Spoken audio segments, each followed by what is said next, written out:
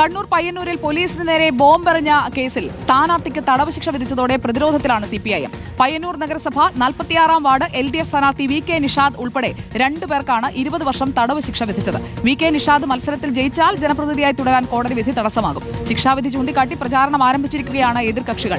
അഭിജിത്ത് മുഴക്കുന്ന് നമുക്കൊപ്പം ചേരുകയാണ്. Good evening Abhijith Muzhakkunnu. ജയിപ്പിച്ച് നിങ്ങൾ വിട്ടാലും ആ വാർഡിലെ ജനങ്ങളോട് പറയാമല്ലോ, നിങ്ങൾ ജയിപ്പിച്ച് വിട്ടാലും നിങ്ങളുടെ ജനപ്രതിനിധി ജയിലിലായിരിക്കും. അപ്പോൾ ജയിലിൽ അകത്തുള്ള ആളെ വേണോ അതോ ജയിലിൽ പോകാൻ സാധ്യതയില്ലാത്ത ആളെ വേണോ എന്ന രീതിയിലേക്ക് പ്രചാരണവും മാറിയിട്ടുണ്ടോ അഭിജിത്ത്?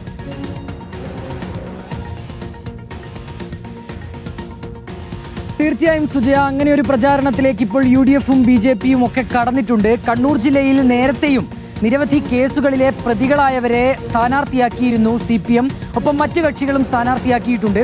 ആ ഘട്ടത്തിൽ LDF ഉൾപ്പെടെ ഉന്നയിച്ചൊരു വാദം, ഇവർ ഇപ്പോൾ പ്രതികൾ മാത്രമാണ്, അവർക്കെതിരെ കോടതി ശിക്ഷ വിധിച്ചിട്ടില്ല, കുറ്റക്കാരെന്ന് കണ്ടെത്തിയിട്ടില്ല, അതുകൊണ്ട് തന്നെ സ്ഥാനാർത്ഥികളാക്കുന്നതിൽ തെറ്റില്ല എന്നൊരു വാദമാണ് LDF ഒക്കെ പ്രധാനമായും ഉന്നയിച്ചത്.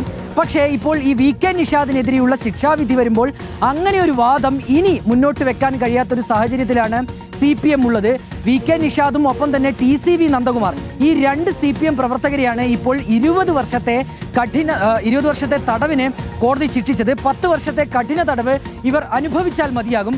2012 നടന്ന കേസാണിത്. അന്ന് P ജയരാജനെ അറസ്റ്റ് ചെയ്തതുമായി ബന്ധപ്പെട്ട് വലിയ പ്രതിഷേധം CPM പ്രവർത്തകരുടെ ഭാഗത്തുനിന്നുണ്ടായി. അതിനിടയിൽ ഒരു 4-അംഗ സംഘം പയ്യന്നൂർ പോലീസിനു നേരെ ബോംബ് എറിയുകയായിരുന്നു.